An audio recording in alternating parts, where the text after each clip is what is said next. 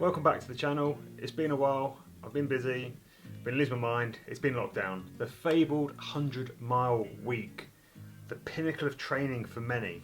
But let's face it, it's just a number, and whether you do 20 miles a week, 40, 50, 60, 37.5, 100, 1 billion, it doesn't really matter. What matters is the training is specific to you, to what you're doing, and more importantly, what you're adapted to. So a little background, Centurion Running, one of the premier ultra running race organisers in the UK, held their One Love Community Week a couple of weeks ago, and the idea was anyone around the world can run any distance from 5k up to 100 miles, whether you do it at once or over the full 7 days.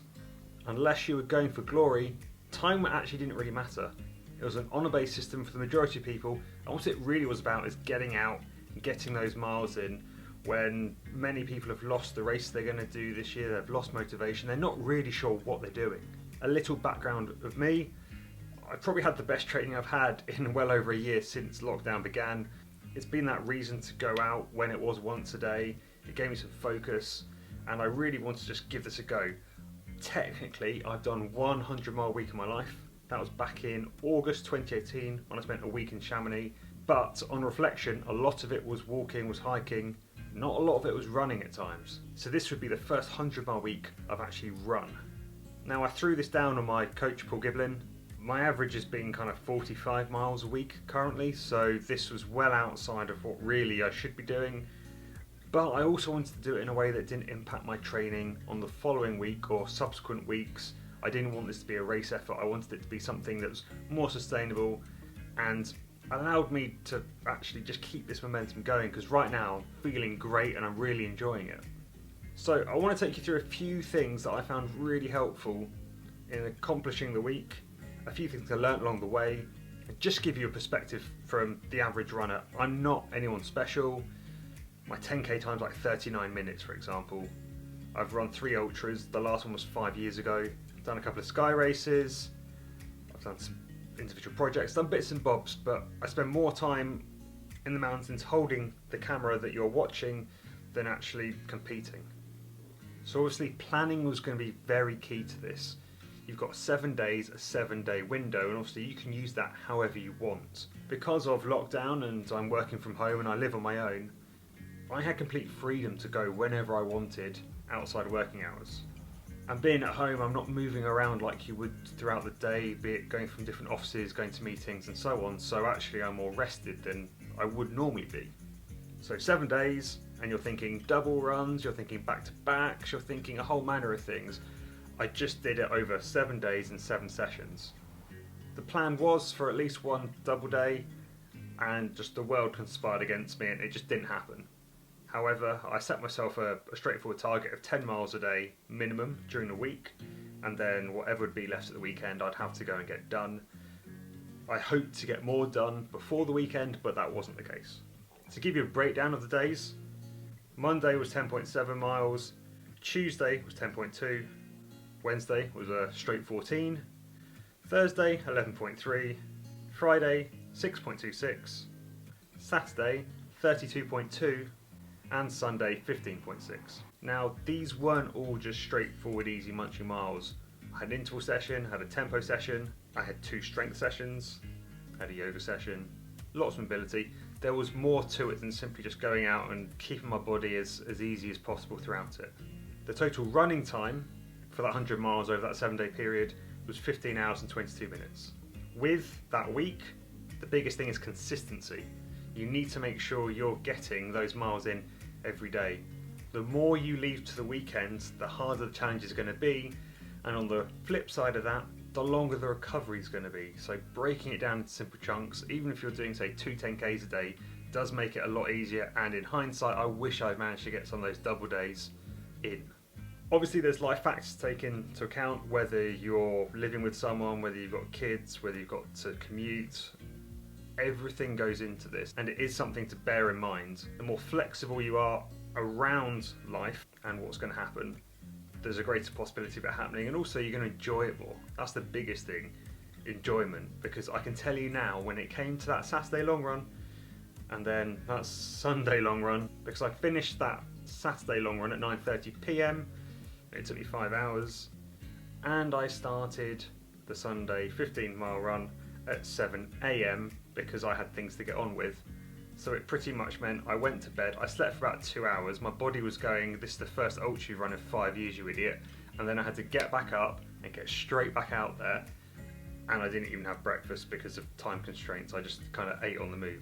So spread those miles out where you can. So your nutrition and hydration is really important during the week, and I did something I've never done before, and I actually thought about my hydration. It sounds stupid, but I never think about my hydration. I might throw a tablet in or something as I'm running along on a race, but outside of that I really don't give it too much consideration, and this week taught me that I should. Given how hot it's been in the UK and I'm dreadful in heat, I sweat like there's no tomorrow. I'm like the Lynx advert with fish under my arms. So I did something different. At races over the last few years I've seen precision hydration popping up every now and again. I've got some friends that are sponsored by them, and I've done the online test for about 3 times and never gone through with it. This time I went and did it. Throughout the week I had one of these 1500 sachets every night before bed. This is a really strong electrolyte. It's aimed for people that sweat a lot, and it did work for me. Now, how much it worked, I don't know. I'm not a scientist. This isn't a scientific experiment. However, in the previous weeks I've been waking up with headaches and a dry throat, and I didn't. So we can't say that's scientific conclusive evidence. For me, I felt remarkably better in the mornings, and on 3 of the runs I also put a tablet into one of the soft flasks, so I had an electrolyte with me on the longer days. Food, we can go any way, left, right and centre. It's so personal, and it comes down to what you like and what you fancy at the time. I generally like savoury items. I'm not really a sweet person, despite having the sweetest tooth probably known to man, and I kid you not, I do not have nice things in this house because they do not last. So on the runs I'd bought outdoor provision bars and hard bars, both give slow release energy. I could break a bit off and just, work at it, have a swig of water, and that was me content really. For the Saturday and Sunday I also carried some gels. Now I haven't carried gels in a very long time. When I have carried them, I've carried Spring Energy gels, which really aren't gels. It's got more rice based, it's more slow release carbohydrate once again. However, this time I thought I'd try something different. I'd try a different kind of pick me up, and I bought these from Centurion Running, so the same people that put on the race. I bought a variety of goo gels. Now I've never had goo before. This one's the sea salt and chocolate Roctane. I also had salted watermelon, I had ginger ale, and a macchiato or something along those lines. So a variety of different gooey, sticky, sweet substances. Now the gels I left to the end of Saturday and Sunday's runs when I knew I needed something a bit more, and it was something different, something to look forward to, and also mentally it signified we're near the end, right, let's just get on with this, let's get this final bit done. But let's not think that's everything now, because ultimately you could buy whatever energy bar or gel or sweet or burrito, if you want to be like some of the Americans, you'd like. That doesn't really matter. For me, what's also more important is what I'm doing when I get home, what I'm doing before a run. So every morning I'd have a bagel with peanut butter. I know it agrees with me, and it's having something that agrees with you is important. It's simple, it's quick. Evenings I was having loads of veg, some pastas, some sweet potatoes, and some straightforward meat. Things that were easy to cook, that were filling, that had lots of different nutrients within them, and would settle well for when I need to get some sleep. Now my sleep wasn't great throughout the week, but ultimately that whole recovery chain is as important as getting the runs in, because if you're not recovering, as the week progresses, you're not going to be able to get out there and keep getting those miles in, and then of course the mountain just gets steeper and steeper and steeper if it all goes wrong. Speaking of recovery, it's not just eating, it's not just sleeping, it's also maintaining the body. One of my favourite items is this little hard ball, and when I say it's hard, it is rock hard. It's really great for loosening the ball of your foot, the sole, and it's also great for your glutes as well, to kind of just release them out a little bit more. So that's something I did daily. I also like this spiky contraption. I know some people will say, whoa, that is way too much. My hamstrings and calves are so tight that a normal foam roller doesn't do anything, to be frank. It does bugger all, so I need something this aggressive to really get in there, and it can mean After 10 minutes I can walk again after waking up and being really, really stiff. So this thing's a lifesaver. On top of that, there's obviously normal stretching. I did a couple of yoga sessions as well, which weren't specific to my legs or my body, but they were just good for kind of just keeping things moving. You've also got to consider, if you're sat down all day at work, for me, I just feel myself just gradually just getting tighter and tighter throughout my entire body. So that's a great way of just loosening yourself up. I'm not a limber person by any means. I won't be doing yoga videos because you'll just laugh because I can barely touch my knees. We've covered the planning side of things, we've covered the fueling and the recovery. One area often overlooked is skincare. Now, I will say quickly, I'm an ambassador for Premax, which is the brand I'm about to talk about. This isn't a sales pitch, this isn't a sponsored advert, there is no transaction here whatsoever. I have been provided these free of charge. I've used it for a couple of years.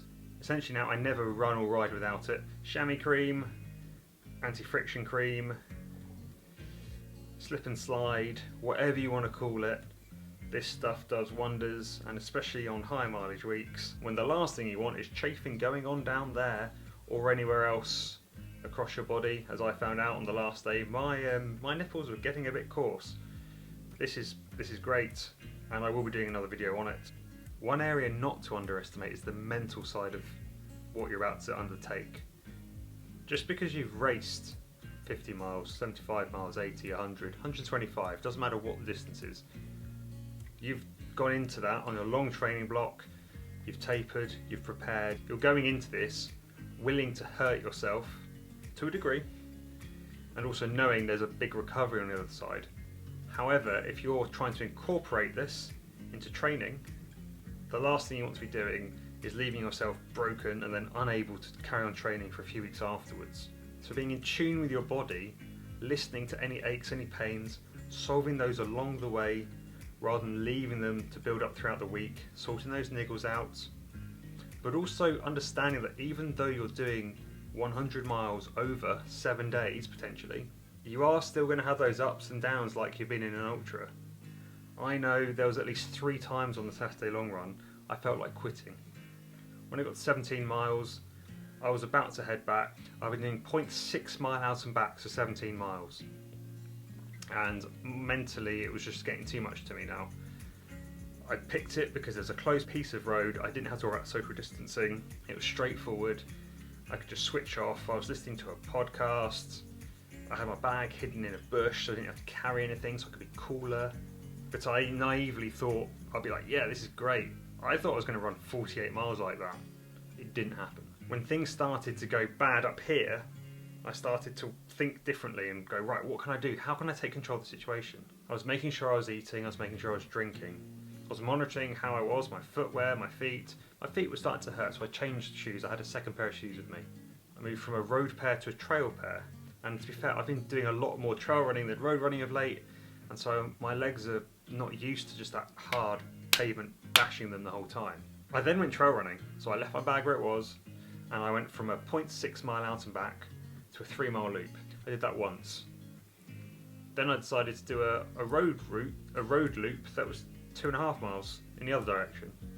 And you can see where this is going. I then started to loop around these loops, and then there was a trail 1 mile out and back as well. And I utilised this difference to give me strength. And I found at 26 miles, when I saw I was at 25.5, suddenly my energy started to peak, and I found myself running hard because I wanted to make sure I got that marathon under 4 hours. 9 miles earlier, I was willing to stop and give it in. I was completely dejected.